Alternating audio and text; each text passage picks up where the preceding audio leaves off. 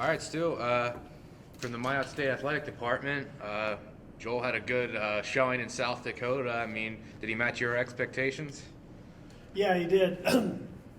Joel came back from the break in really good shape, and he's really motivated because it's his last bit of eligibility in that indoor and outdoor. So he's been really focused, doing all the little things outside of practices, taking care of himself, and so it was really nice to see him get off to a good start. Pretty much felt he could get off to a really good start, so it's a nice way for him to set the tone kind of for everybody. Yeah, how was everybody else at the first meet of the season? It was good. It was didn't have a lot of expectations. Just people to get out there and get their feet wet, and get back to the mode of competing in that with other people versus ourselves at practice. So it was good. There were some really nice bright spots and some other spots where we definitely can work on or get better with. So it was now we know what to do and work forward from here. How's your preparation different now? Like you're done with the off season and now you're have a meet 2 weeks next meet. I mean, how do you guys prepare differently now that you're in the season? Not too much different. It just maybe cuts out a little bit of intense training during the week because the competition is intense, and that's a good quality workout right there in itself. So, and with the new process for qualifying for conference, we really want to make sure we have top performances at the meets when it would count to help us ensure getting to conference or having some good places at conference.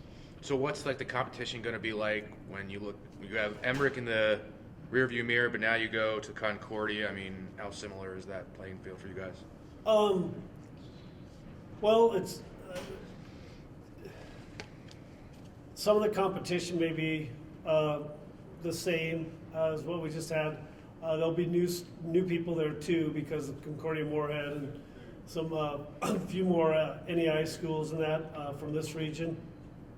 But I mean, you're going from a nice big track, 300 meters in Brookings, down to 200-meter track there in Moorhead. So there's some differences there. But it's otherwise, it's not anything too much different. It's competition, and that's what matters. And we just got to get out there and get our legs moving, get our bodies moving, and make some performances. All right, so Joel had a really good showing at the last meet. I mean, if he continues to have results like that, I mean, how many more meets until you can say like he's for real one of the big contenders in this conference and his events? I guess the big the big thing is they're at conference. I mean, he comes through there at conference, that'll be the mark. I mean, you could keep improving, but when it counts is at the meet that it counts at. And our conference is really tough distance-wise. Joel's known that for years, and he keeps setting his goals there. And each year he's improved a lot and gotten closer and closer to those goals. So I think he's definitely going to be a factor, a lot more so than he has been in the past. And he's definitely a lot more confident and ready to go and mix it up with them. We talk about Joel, and then also Patience had a pretty good meet. Is there any rollover from the cross-country season there, do you think?